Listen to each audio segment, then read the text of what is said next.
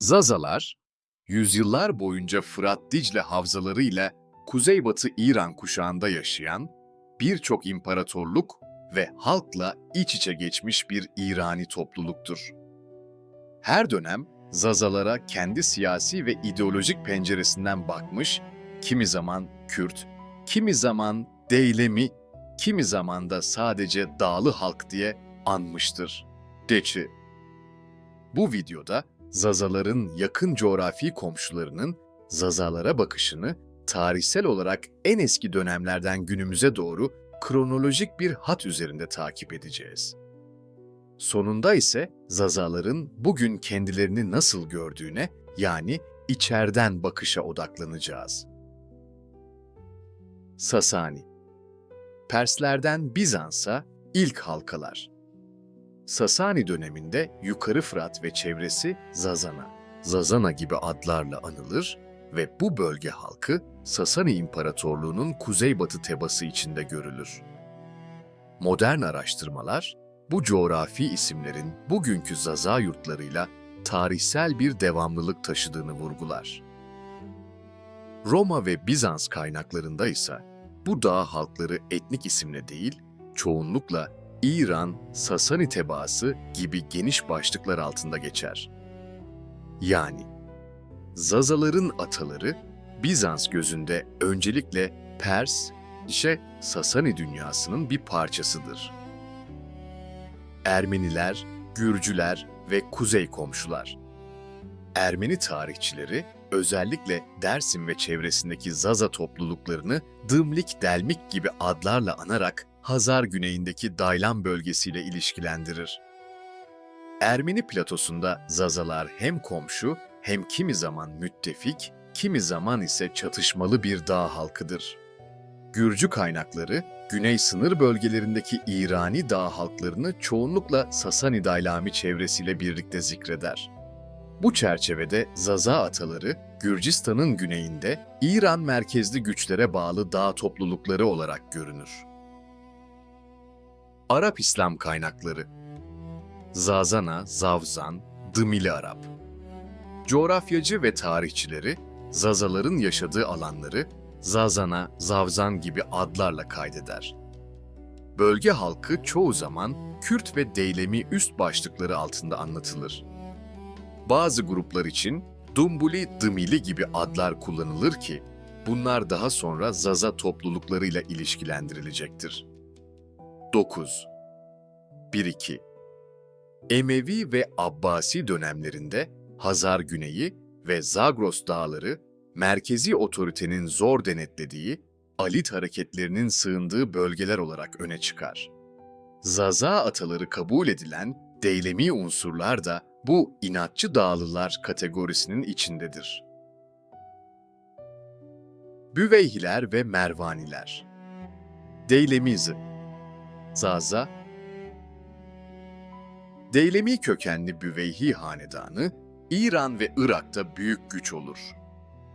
Modern Zaza literatürü, Büveyhileri sıkça Zaza kökenli siyasal bir zirve olarak yorumlar. Burada Deylemi Zaza devamlılığı özellikle vurgulanır.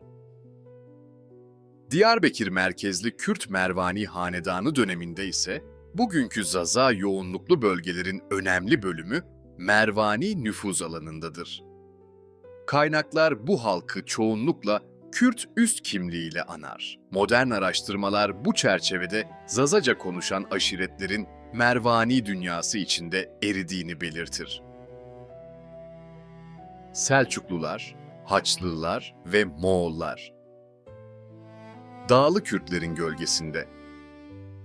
Büyük Selçuklu kaynaklarında bölge halkı çoğunlukla Ekrat, Ceşviş, Kürt ya da Deylemi olarak topluca anılır.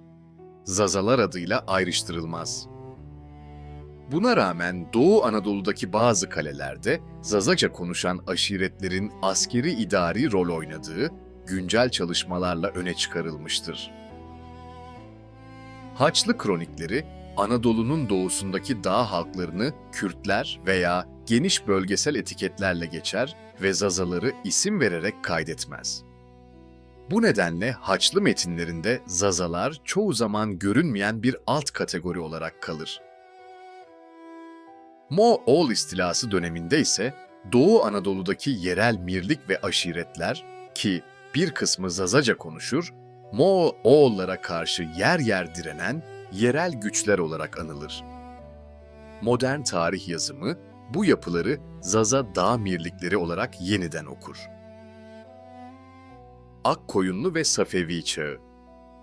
Mirlikler ve mezhep Akkoyunlu hakimiyetinde Palu, Eğil, Çapakçur, Bingöl, Genç, Çermik gibi kalelerde Zaza kökenli bey aileleri görülür. Dönemin kaynakları bu nüfusu çoğu kez Kürt diye kaydeder. Güncel literatür ise burada Zaza mirliklerinin varlığına dikkat çeker. Safevi. Osmanlı rekabetinde Zaza aşiretleri hem Kuzeybatı İran'da hem Doğu 2020 Anadolu'da kritik konumdadır. Bazı Zaza grupları Safevi Şiiliğine, bazıları Sünni Osmanlı'ya yakın durarak iki imparatorluk arasında denge kurmaya çalışır. Kürt tarih yazımı. Ekradı Zaza. Osmanlı ve klasik Kürt tarihçiliğinde Zazalar genellikle Ekradı Zaza, Zaza Kürtleri şeklinde, 20. yüzyılda da Zaza Kürtleri olarak anılır Kürt topluluğunun bir kolu olarak tasnif edilir. Bugün de pek çok Kürt entelektüel, Zazaları dil farklılığına rağmen Kürt etnisitesinin bir parçası saymaktadır. Avrupalı, Rus ve Azeri araştırmacılar. Yüzyıldan itibaren Avrupalı seyyah ve oryantalistler, Zaza adını ve Zazaca'yı müstakil biçimde kayda geçirir. 19'dan 20'ye Batı filolojisi, Zazaca'yı Kuzeybatı İrani bir dil olarak sınıflandırarak Kürtçeden ayrılığını dil bilimsel düzlemde netleştirir. Rus doğu bilimciler, özellikle Minorski çizgisinde Zazaları Deylemi İrani bir kökene bağlar ve Zazaca'yı bağımsız bir İrani dil olarak ele alır. Bu yaklaşım, Zazaların Kürtlerden ayrı, etnik bir grup olarak yorumlanmasına güçlü bir akademik dayanak sunar. Azeri araştırmacılar ise Zazaları Hazar Güneyi, Daylam bölgesiyle birlikte düşünür. Zazaca'yı Azerice, Talışça, Gilekçe ve Mazenderanice ile aynı Kuzeybatı İran kuşağında değerlendirir. Böylece Zazaca, kardeş ama ayrı bir İran dili olarak konumlanır. Hintli dilciler ve makro çerçeve.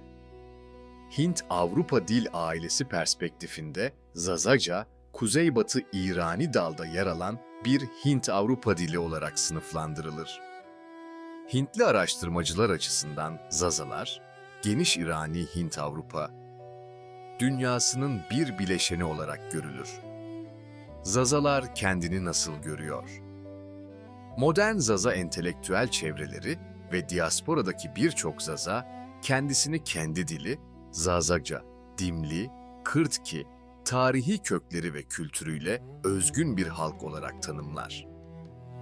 Bu iç bakışa göre Zazaca, Kürtçe'ye akraba ama ondan bağımsız kimlik kurucu bir dildir. Köken ise çoğunlukla Hazar Güneyi Deylem hattına dayandırılır. Sonuçta dışarıdan bakıldığında Zazalar yüzyıllar boyunca kimi zaman Kürt, kimi zaman Deylemi, kimi zaman Sasani tebası ya da sadece dağlı halk diye anılsa da bugün birçok Zaza kendisini ayrı bir etnokültürel topluluk, yani kendi dili ve tarihiyle var olmak isteyen bir halk olarak görmektedir. Bu video tam da bu katmanlı bakışların kesiştiği yerde Zazaların hikayesini hem komşularının gözünden hem de Zazaların kendi gözünden okumaya davet ediyor. Zazaların tarihini komşularının gözünden ve kendi gözlerinden birlikte okuduk.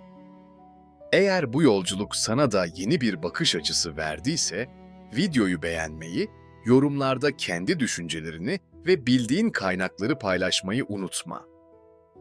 Bu kanalda Zazaca, tarih ve kimlik üzerine daha birçok içerik gelecek. Yeni videolardan haberdar olmak için abone ol ve bildirimi aç. Desteğin bu tür derinlikli içeriklerin devamı için gerçekten fark yaratıyor.